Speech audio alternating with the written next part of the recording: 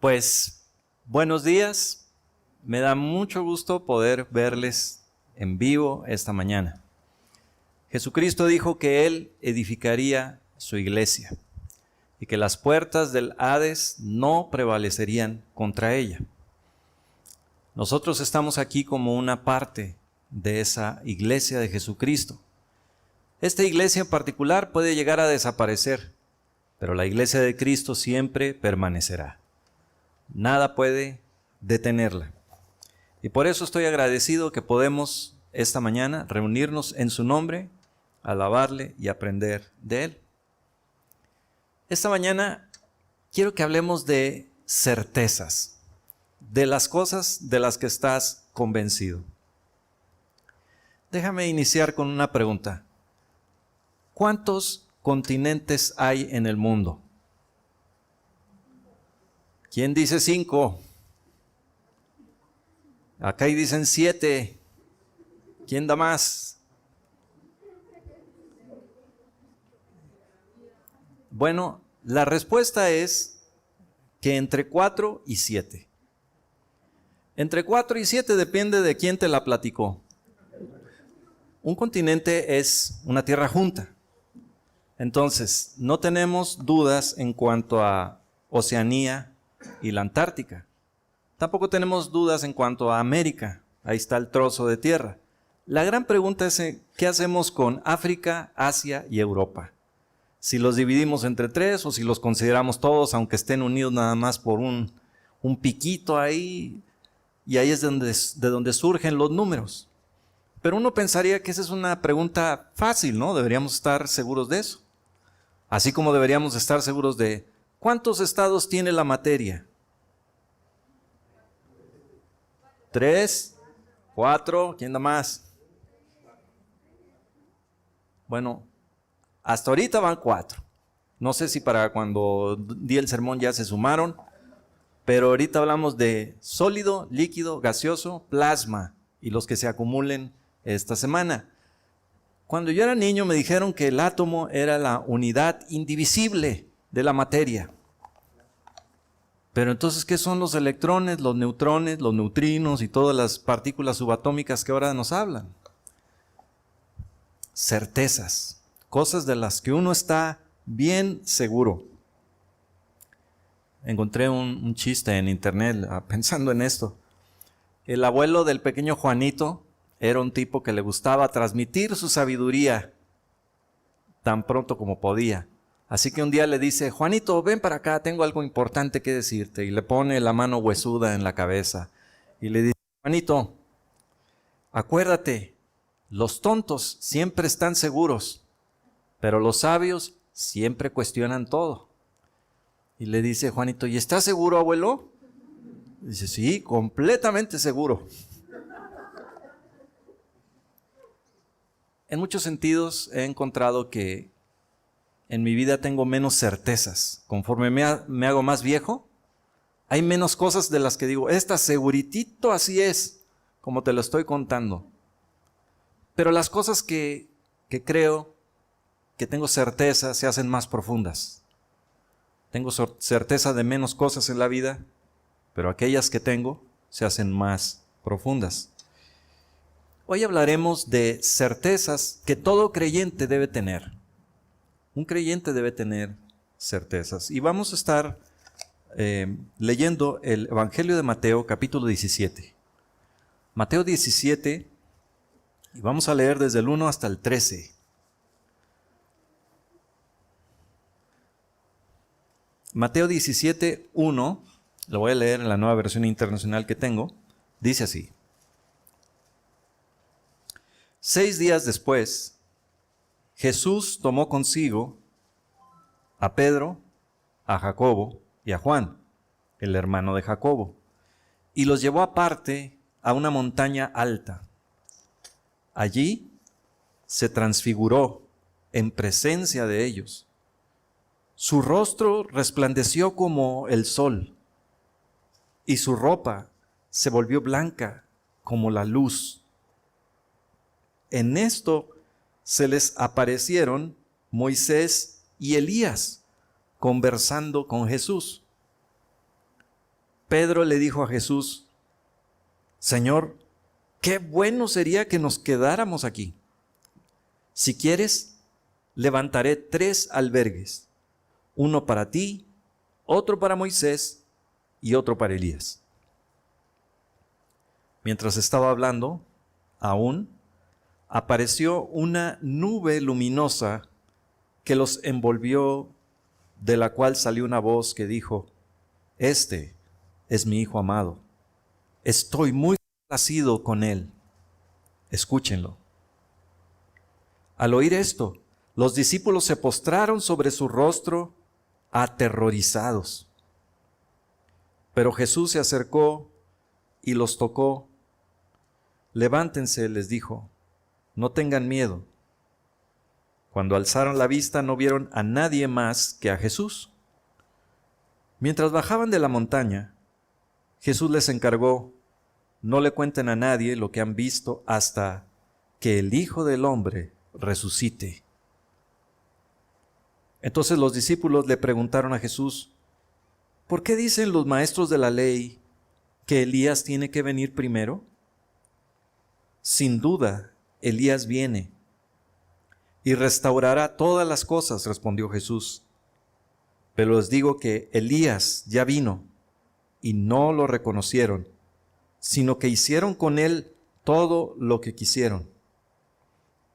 De la misma manera va a sufrir el Hijo del Hombre a manos de ellos.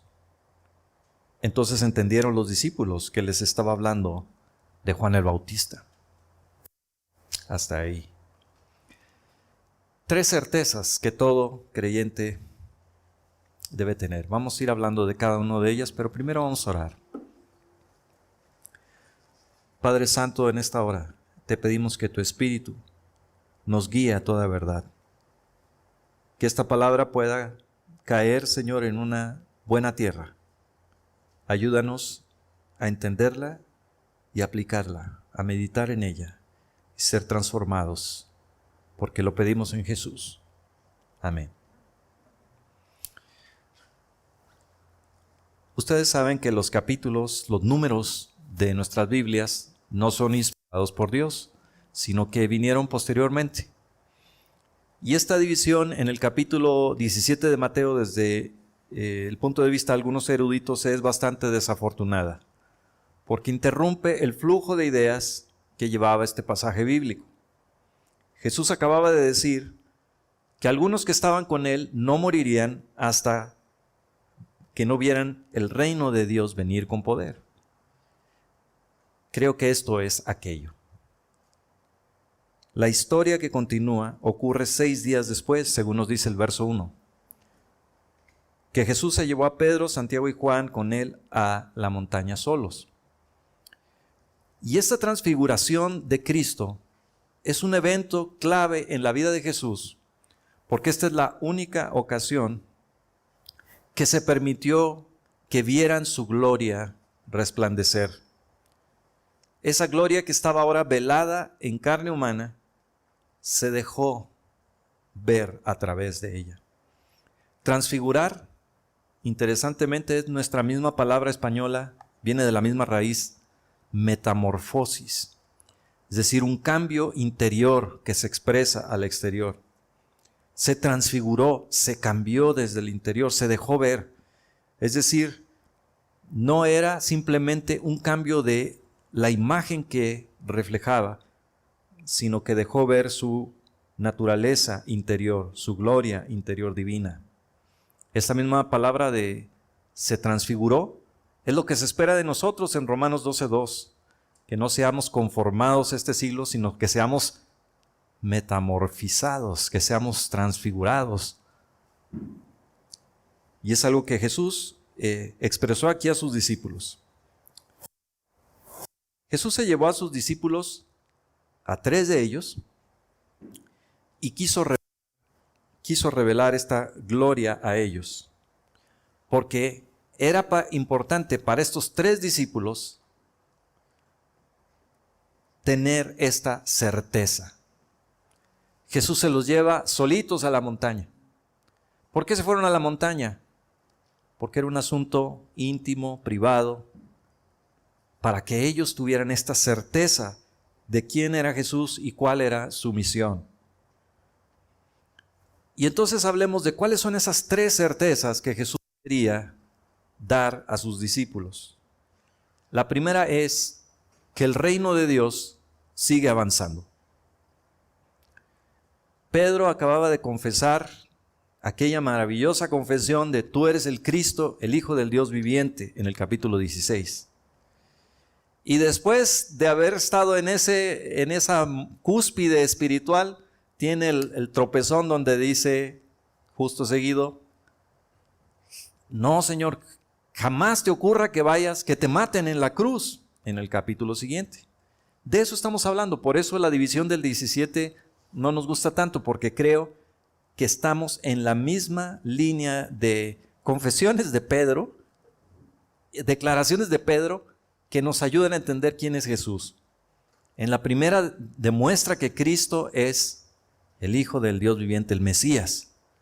Y una vez que los discípulos y Pedro tienen eso claro, Jesús les dice, como diría aquella amiga nuestra, ding, ding, ding, ding, ding, ding. Estás en lo correcto, Pedro. Efectivamente soy el Mesías, el Rey esperado, el Hijo de Dios. Y todos ellos se frotaron las manos y dijeron, ahora sí viene la restauración a Israel. Pero en eso Jesús les dice, y hablando de eso, al Hijo del Hombre lo van a asesinar, va a morir y al tercer día va a resucitar. Y todo el mundo de Pedro se derrumba.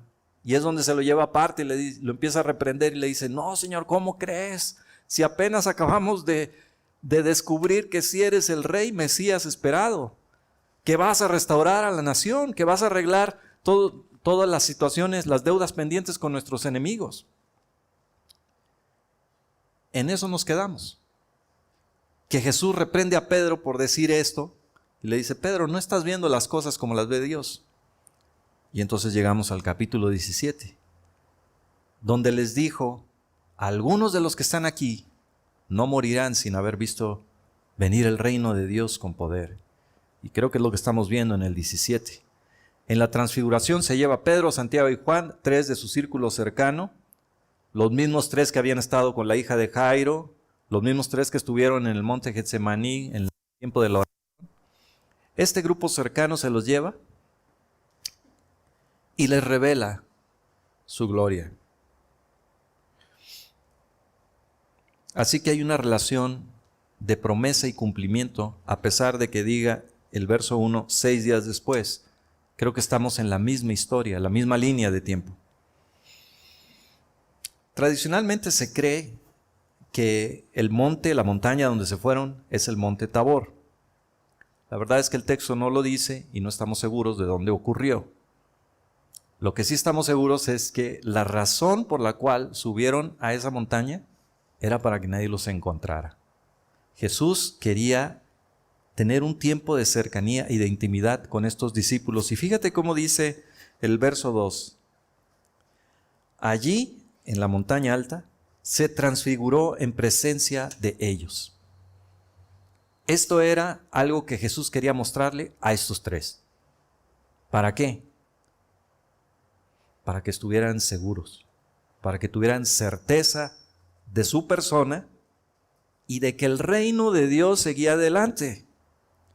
Si tú hubieras sido Pedro, sabiendo lo que él sabía, seguramente también te hubieras preguntado, ¿qué va a pasar con el reino de Dios? A nosotros nos habían dicho que una vez que viniera el Mesías, él iba a traer paz y seguridad a la nación. No íbamos a estar siendo esclavos de los romanos. No íbamos a estar siendo subyugados por otro reino. Ahorita no hay justicia, no hay paz en la tierra, no hay verdad. ¿Cómo es que ya me voy, que me van a matar y voy a resucitar? O sea, esa historia no la entendía Pedro. ¿Por qué razón Jesús estaba hablando de su muerte? Pero lo que Dios quería decirle es, el reino de Dios continúa. Y ahí en la montaña, después de ver esta gloria y escuchar la voz que le dice, este es mi Hijo amado, y en él estoy complacido completamente. Es decir, todo lo que Jesús ha dicho, lo que Jesús ha hecho, no es que algo salió mal. No es que Dios está distraído y ¡paz! Le mataron al hijo. No, es su plan. Dios quería darles certeza que el reino de Dios continúa, que lo que Jesús dijo era cierto. Y es la misma pregunta que cualquiera de nosotros, siguiendo el Evangelio de Mateo, como lo hemos estado haciendo, deberíamos tener en nuestra mente. ¿Qué va a pasar con el reino? Ok, ya mataron a Juan el Bautista, han rechazado al Mesías, ¿y el reino de Dios? ¿Qué pasó con eso? No es un tema menor, es el tema central del Evangelio. La respuesta que nos da esta historia es que las promesas de Dios sí se cumplirán. El reino de Dios inevitablemente viene, pero viene en el futuro. ¿Y qué acerca de nosotros? Yo tengo una pregunta similar. Con este tema de la pandemia, se nos dice que mucha gente de las que estaba en las iglesias nunca regresará por pereza, porque se enfrió, porque ya le gustó mejor irse al partido de fútbol o al mandado el domingo. Se nos dice que hay un porcentaje de entre el 30 y el 40% de las personas, se estima, que nunca van a regresar a la iglesia donde iban. Las iglesias se encogieron, los gastos permanecieron igual.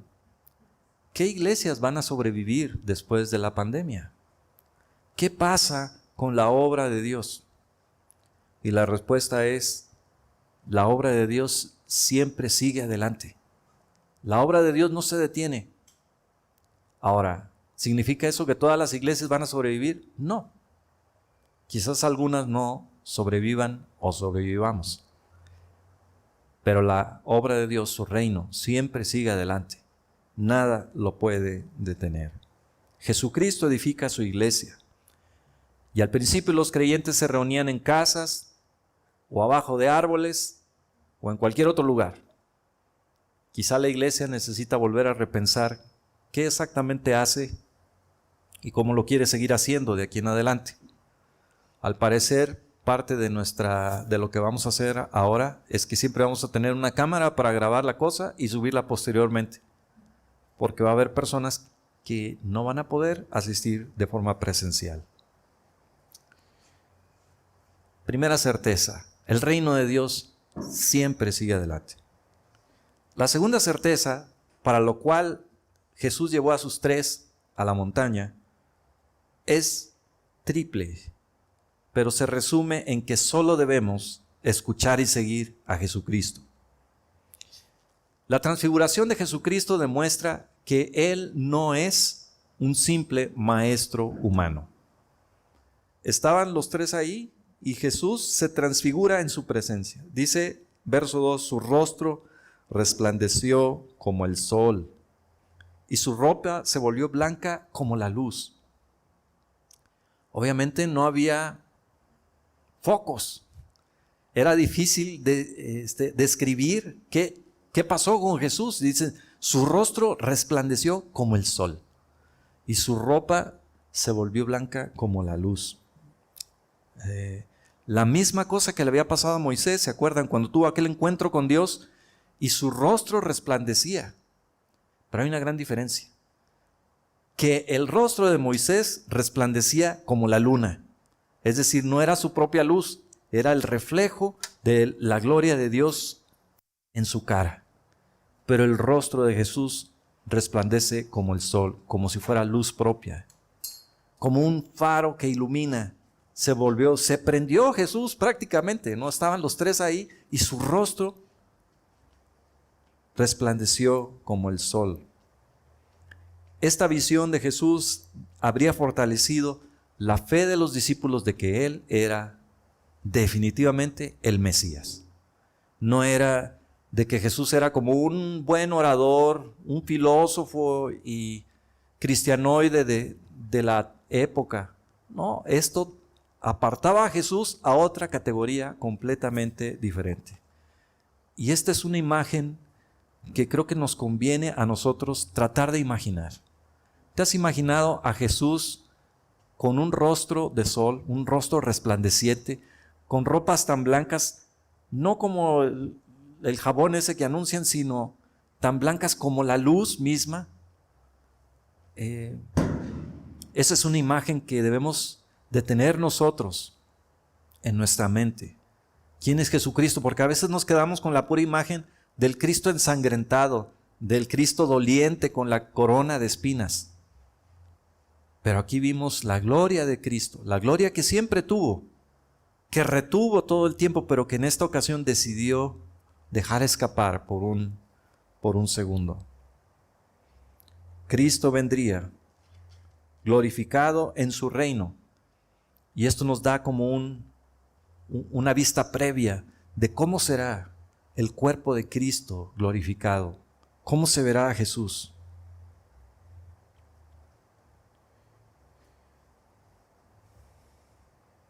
La primera forma entonces, como sabemos que debemos seguir a Jesús, es porque lo separa a Cristo, la transfiguración, de cualquier maestro humano.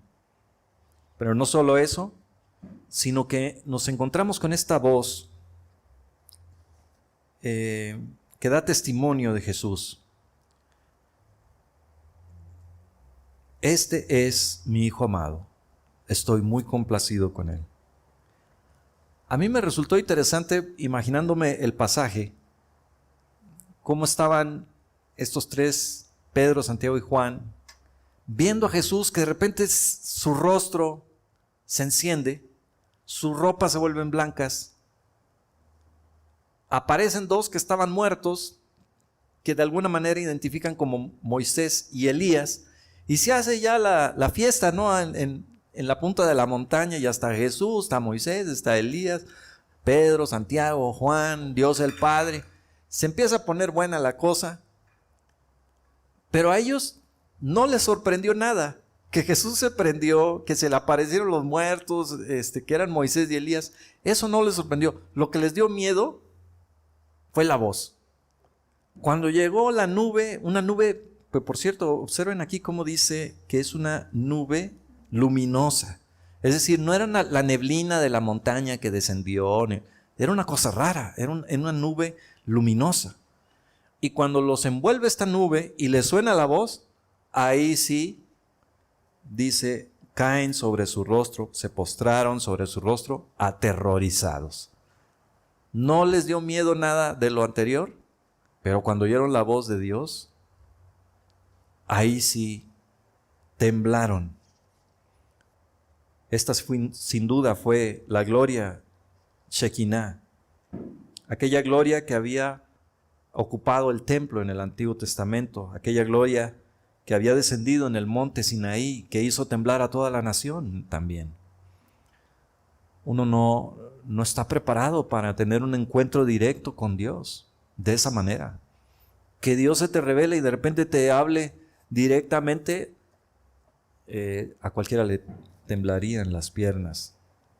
Pero la voz les dice, este es mi Hijo amado. Jesús es mi Hijo amado. Además, estoy complacido con él. Jesús no cometió errores, no cometió pecado, no tuvo malos movimientos políticos que le impidieron traer el reino a Israel en ese momento. Jesús hizo toda la voluntad del Padre y no funcionó. Porque a veces uno es muy duro con uno mismo.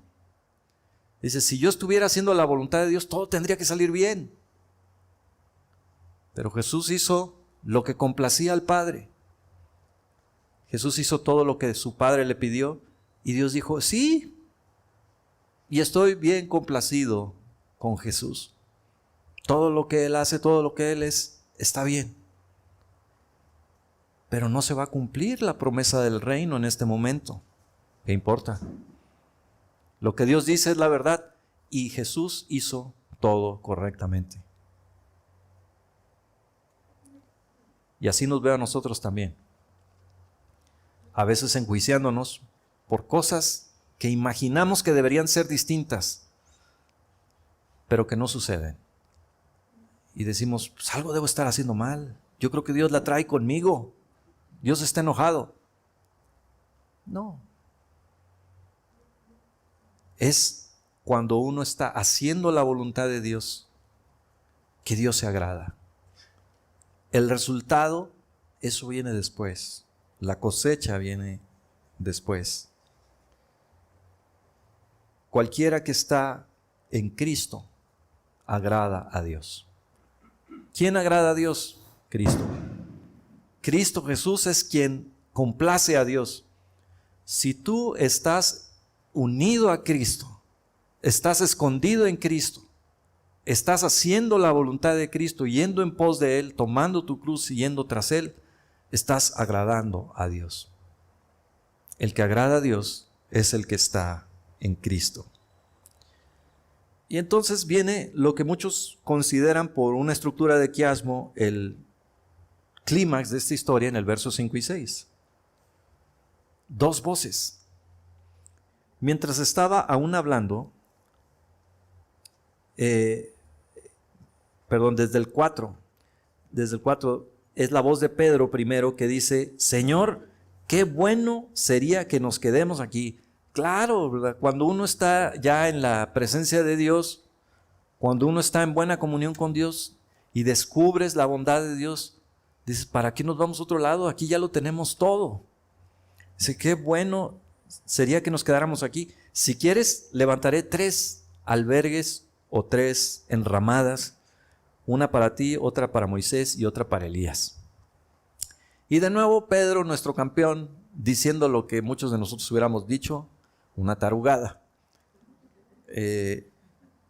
Porque él estaba todavía con el temor y el asombro y dijo, no hombre, Señor, aquí está bien a todo dar. Es más, ahorita te hago tu casita para que nos quedemos aquí los 6 o 7 en la montaña.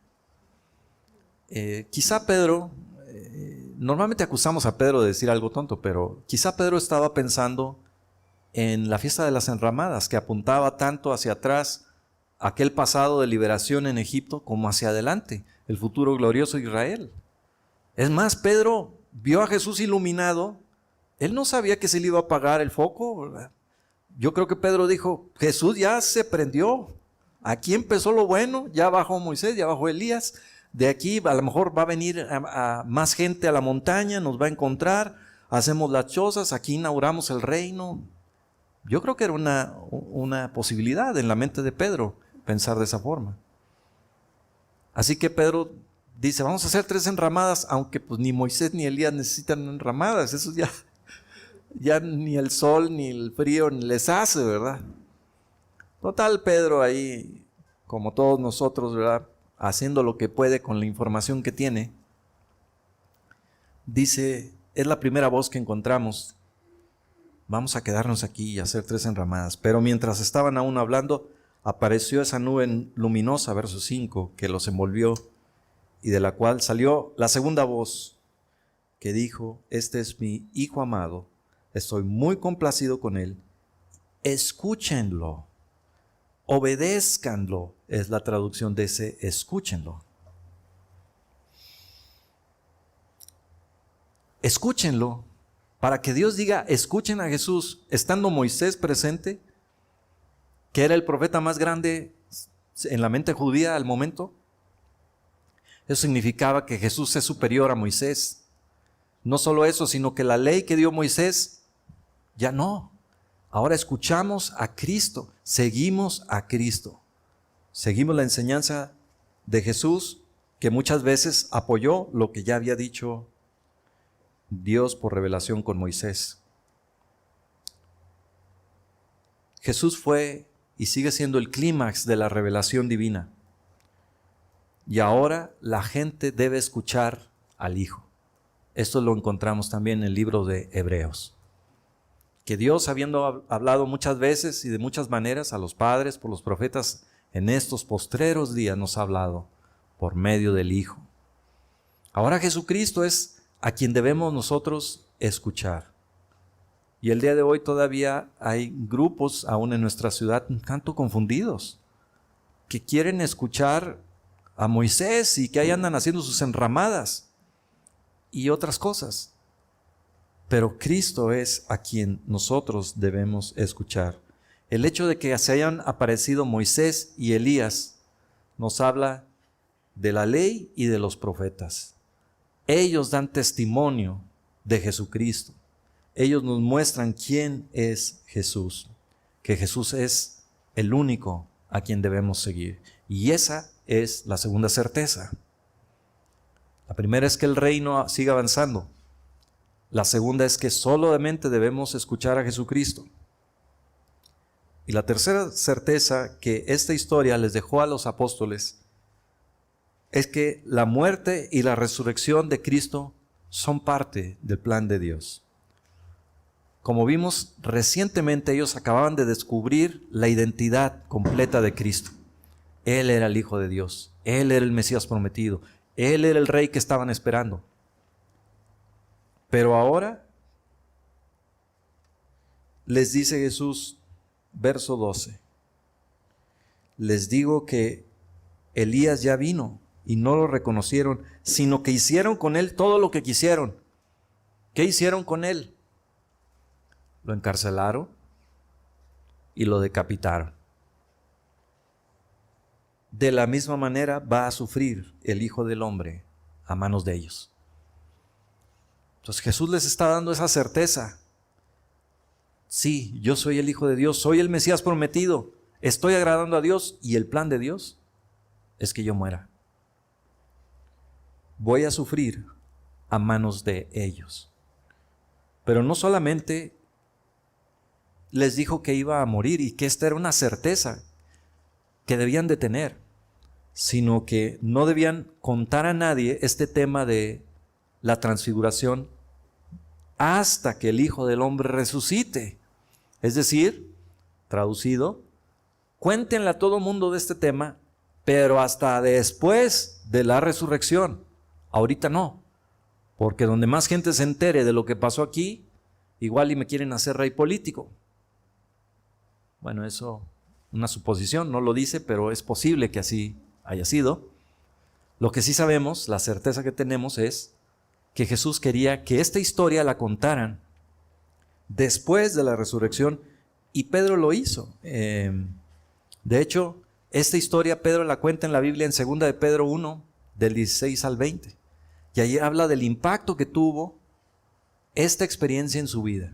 Y le dice, nosotros vimos con nuestros propios ojos la gloria de Dios en Jesucristo. Pedro entonces no predicaba como lo hacemos tú y yo, ¿no? Pues Cristo está cambiando mi vida y esos son nuestros mejores argumentos, ¿no? Pedro dijo, no, si yo lo vi prendido, y vi a Moisés y Elías, y vi el reino de Dios y la gloria venir con poder. La muerte de Jesucristo y la resurrección de Cristo eran necesarias, eran importantes que tuvieran esa certeza los apóstoles, porque hasta este momento lo único que acaban de descubrir es que ya había llegado su Mesías, esa era la buena, y la mala es que lo iban a matar. Pero la buena final, después de todo, es que este era el plan de Dios, que la cruz era parte del plan de Dios para su reino. La cruz iba a traer al pecador hacia Él y unir al hombre con Dios para siempre. Pagar por el pecado de todos nosotros para llevarnos de regreso a Dios. Tercera certeza entonces, que la muerte y resurrección de Cristo son parte del plan de Dios. Esas tres certezas les quedaron a los apóstoles después de bajar de ese monte, de esa montaña. Así que como conclusiones, en un mundo cambiante como el de nosotros hoy, hay poquitas cosas en las que podemos tener certeza así de que así es y no cambia. Dios quiere que sus hijos tengan certezas en algunas cosas importantes. Ya vimos tres. La certeza de que el reino de Dios siempre avanza, no se puede detener. La certeza de que Jesús es el Mesías esperado, que Jesús es el centro de todo. Por eso dice Efesios 2:19. Por lo tanto, ustedes ya no son extraños ni extranjeros, sino conciudadanos de los santos y miembros de la familia de Dios, edificados sobre el fundamento de los apóstoles y los profetas, siendo Cristo mismo la piedra angular. En él todo el edificio bien armado se va levantando para llegar a ser un templo santo en el Señor. En él también ustedes son edificados juntamente para ser morada de Dios por su Espíritu. Cristo es la piedra angular, el fundamento son la enseñanza de los apóstoles y los profetas. Dios es el que está edificando este templo y nosotros existimos para darle gloria a Dios, para ser morada de su Espíritu. A veces no entendemos lo que Dios hace. Para Pedro, la muerte y la resurrección de Cristo no tenía nada que ver con su historia, su entendimiento del Mesías, del Rey prometido. Porque lo importante no es la información que almacenamos en nuestra mente, sino las certezas que nos hacen vivir cada día. Cómo operamos nosotros de lunes a sábado.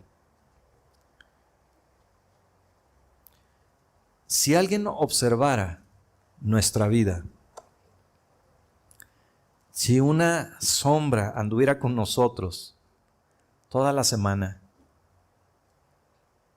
¿qué respondería a nuestra vida acerca de las certezas que tenemos? ¿Qué pensaría esa persona de lo que creemos nosotros? Porque nosotros podemos decir, pues yo creo que Jesucristo, Dios el Padre, el Hijo y el Espíritu son uno, y toda la ortodoxia del credo de los apóstoles. Pero en nuestra vida, ¿cómo responde la misma pregunta? ¿Qué es lo que tú crees? ¿Cómo vives de lunes al sábado? Y cómo eso refleja lo que realmente crees en el fondo. Uno tiene que dejar que la verdad de Dios, las certezas de Dios, se filtren y echen raíces en la vida. No ocurre esto de la noche a la mañana. No es que tú me digas, ya entendí, y salí de aquí transformado, metamorfizado, me prendí y ahora soy una persona madura que sigue a Cristo. Muchas veces eso tarda en echar raíces. Por eso la Biblia también nos advierte contra los neófitos en el liderazgo, que no se ponga un nuevo creyente en liderazgo inmediatamente, porque puede ser muy noble el hermano, pero no ha tenido tiempo de echar esas raíces que lo van a sostener en la época de sequía. Lo mismo me pregunto acerca de mí.